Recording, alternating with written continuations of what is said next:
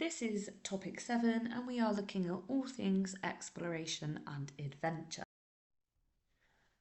Next we have reasons for trade. So Spain have dominated trade and colonies in the Americas, and it's something that England has its sights set on because there are things like gold and silver, sugar and tobacco up for grabs that would make the country extraordinarily rich. Further, John Hawkins starts slave trading in 1562 by selling Africans to the Spanish colonists into slavery for huge profits. They're then taken to the New World by the Spanish and forced to grow exotic crops such as sugar, spices, coffee, and tobacco to be sold back to the continent.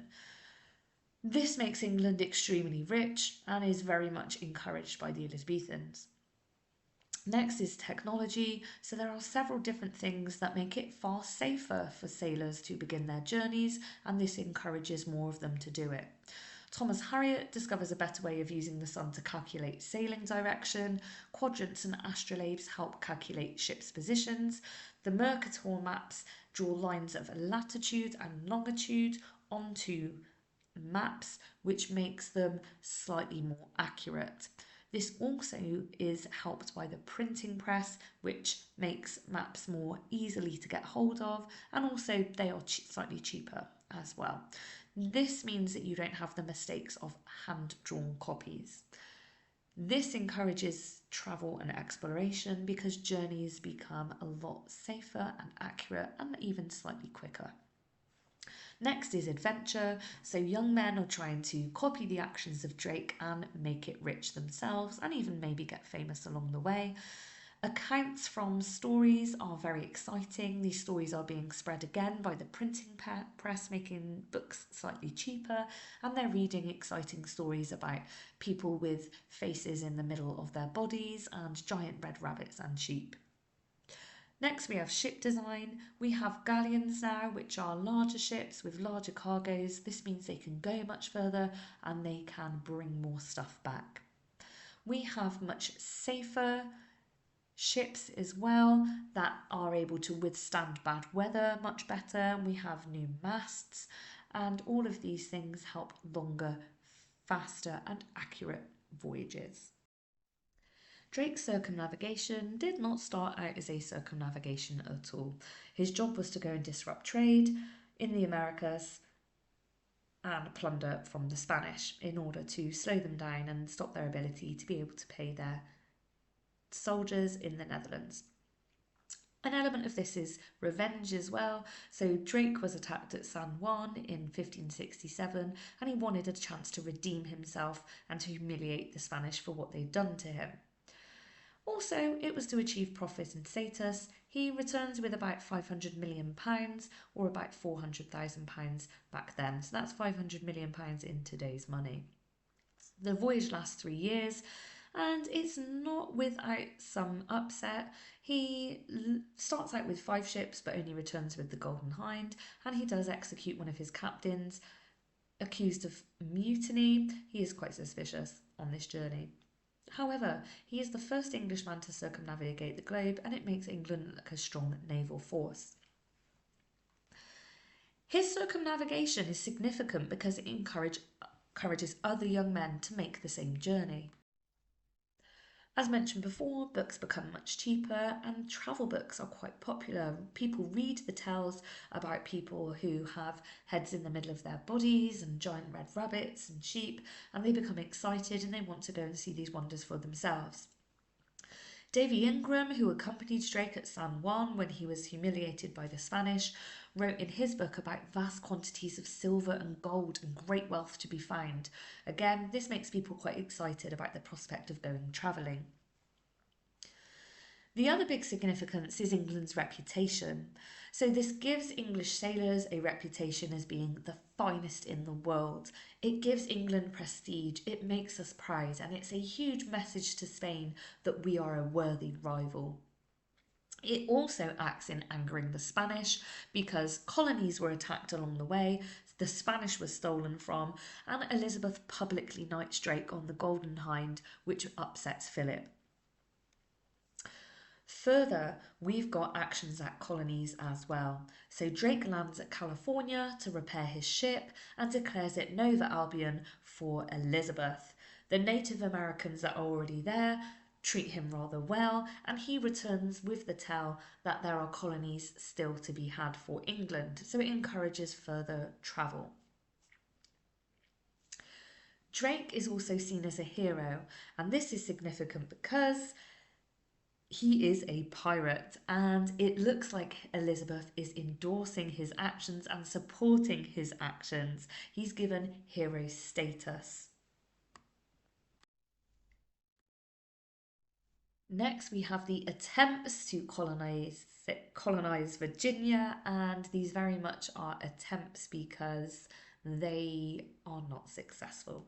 So we start with a fact-finding mission, and this is very much Walter Raleigh's baby here. He sells this to Elizabeth, this idea of Virginia and the colonies that can make England extraordinarily rich. It's sold as a paradise. It's named after Elizabeth, the Virgin Queen, Virginia. The Native Americans are described as friendly and that they want metal utensils to barter, and England obviously has plenty of these. Lots of people see this as an opportunity to invest so that they can become rich. So Elizabeth backs Raleigh with a £400 ship and some gunpowder, and this causes other people to invest in this mission. It's quite expensive to go and start a colony. He promises investors that he will plunder Spanish ships along the way too, and he'll make them rich. Also, as part of this fact-finding mission, Manteo and Wanchese, Algonquian Indians, have been brought back from Virginia and paraded around the Elizabethan court to show people the wonders of the world. Thomas Harriot helps form an Algonquian dictionary so that when people arrive, they will perhaps be able to converse and maybe even barter with these people. The next part is setting sail then, and Elizabeth would not let Walter Raleigh go. He was a favourite of hers, so it was left to others to lead this trip. In terms of preparing for the trip, they bring plenty of food and fresh water, farm tools, seeds, salt for the winter to salt the meat, livestock, weapons. They have ships that are big enough to carry all of the colonists, all of their supplies, weapons in case of attack. They are also ready to purchase livestock in the Caribbean. They have to be very careful when they are going through the Caribbean and through Florida because it is Spanish controlled and they could be vulnerable. So they are prepared for that. And there are 300 colonists that are going on this trip to Virginia. They have a variety of skills: your hunters, your farmers, your soldiers, your clergy, your middle class, your gentry. Richard Grenville is the expedition leader. He is experienced as a sailor and as a soldier. Ralph Lane is going to be the governor, and Thomas Harriot is working with Monteo and Monchese. He understands their language. So there are a variety of people there. Next, we have the colonisation itself in 1586. So, what are some of the problems that they encounter that means this colony does not thrive? They leave too late in the year to plant their crops, and one of their ships, called the Tiger, is damaged and it loses most of their seeds and most of their food. They all become water damaged. So, they arrive already and they are lacking food.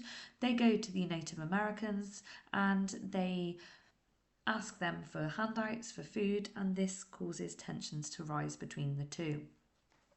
Further, they are underprepared.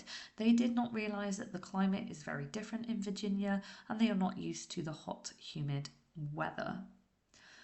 Further, there are not enough raw materials for the colonists to thrive. So, for example, the bakers do not have access to the flour that they need, and stonemasons the stone to start building the fort and protecting themselves. Lots of the colonists, also the gentry, do not want to break their social hierarchy and physically help build the colony. One of the things they want, for example, is the Algonquians to simply build the colony for them, but that's absolutely not how it works. Further, they upset the Native Americans by not only believing that the Native Americans will build the colony, but also by constantly asking them for food and for help. They also bring diseases with them which decimate the Algonquian tribe. Wingina is suspicious of the English and plans an attack, but this attack is discovered and the English slaughter him and many of his men. This causes further tensions with the colonists.